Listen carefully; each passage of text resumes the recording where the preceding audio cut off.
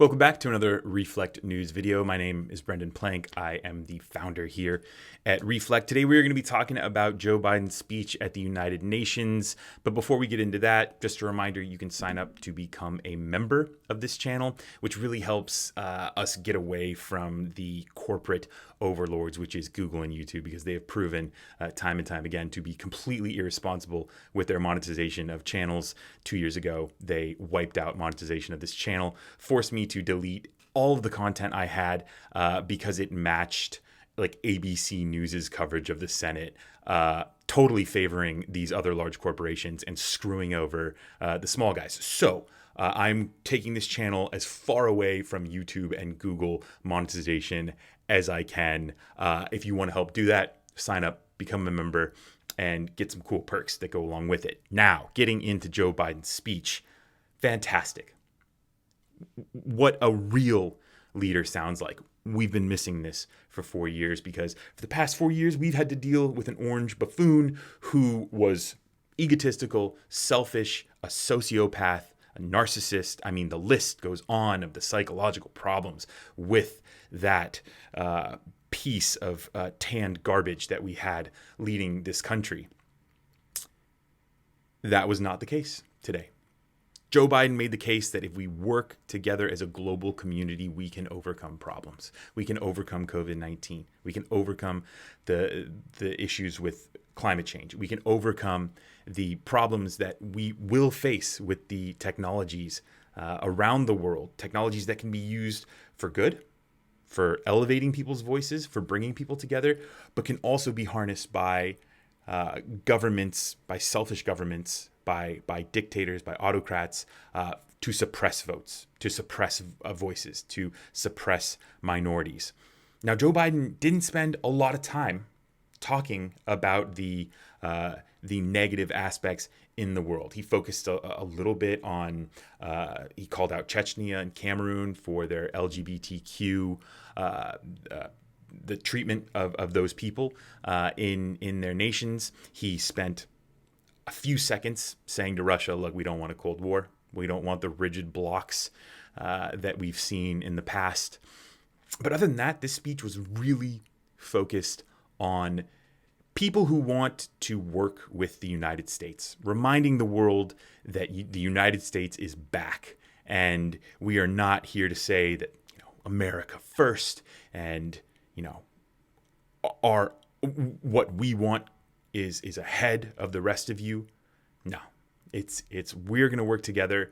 Joe Biden is going to be captaining the ship, right? The United States is the biggest democracy, the most powerful democracy in the history of the world. And Joe Biden is going to use those forces for good, right? So let's watch actually the last few minutes of Joe Biden's speech, where I think you're going to get the idea of Joe Biden focusing on the aspect of building a coalition, of being a team that overcomes obstacles. Now, if you want to help this channel out, please like this video and subscribe if you haven't already. Again, my name is Brendan Plank with Reflect News. Joe Biden, take it away. The future will belong to those who embrace human dignity, not trample it. The future will belong to those who unleash the potential of their people, not those who stifle it. The future will belong to those who give their people the ability to breathe free, not those who seek to suffocate their people with an iron hand. Authoritarianism, the authoritarianism of the world, may seek to proclaim the end of the age of democracy, but they're wrong. The truth is, the democratic world is everywhere. It lives in the anti-corruption activists, the human rights defenders, the journalists, the peace protesters. On the front lines of this struggle in Belarus, Burma, Syria, Cuba, Venezuela, and everywhere in between. It lives in the brave women of Sudan who withstood violence and oppression to push a genocidal dictator from power and who keep working every day to defend their democratic progress. It lives in the proud Moldovans who helped deliver a landslide victory for the forces of democracy with a mandate to fight graft, to build a more inclusive economy. It lives in the young people of Zambia who harness the power of their vote for the first time, turning out in record numbers to denounce corruption and chart a new path for their country. And while no democracy is perfect, including the United States, we'll continue to struggle to live up to the highest ideals to heal our divisions. And we face down violence and insurrection. Democracy remains the best tool we have to unleash our full human potential. My fellow leaders, this is a moment where we must prove ourselves the equals of those who come before us, who with vision and values and determined faith in our collective future built our United Nations, broke the cycle of war and destruction, and laid the foundations for more than 7 decades of relative peace and growing global prosperity. Now, we must again come together to affirm the inherent humanity that unites us is much greater than any outward divisions or disagreements. We must choose to do more than we think we can do alone so that we accomplish what we must together. Ending this pandemic and making sure we're better prepared for the next one. Staving off climactic climate change and increasing our resilience to the impacts we already are seeing.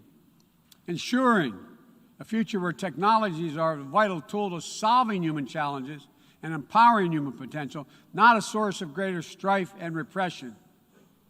These are the challenges that we will determine what the world looks like for our children and our grandchildren and what they'll inherit. We can only meet them by looking to the future. I stand here today for the first time in 20 years with the United States not at war. We've turned the page. All the unmatched strength, energy, and commitment, will, and resources of our nation are now fully and squarely focused on what's ahead of us, not what was behind. I know this. As we look ahead, we will lead. We will lead on all the greatest challenges of our time, from COVID to climate, peace and security, human dignity and human rights, but we will not go it alone. We will lead together with our allies and partners and in cooperation with all those who believe as we do that this is within our power to meet these challenges, to build a future that lifts all of our people and preserves this planet. But none of this is inevitable. It's a choice. And I can tell you where America stands. We will choose to build a better future. We, you and I, we have the will and capacity to make it better. Ladies and gentlemen, we cannot afford to waste any more time. Let's get to work. Let's make our better future now. We can do this. It's within our power and capacity. Thank you. God bless you all.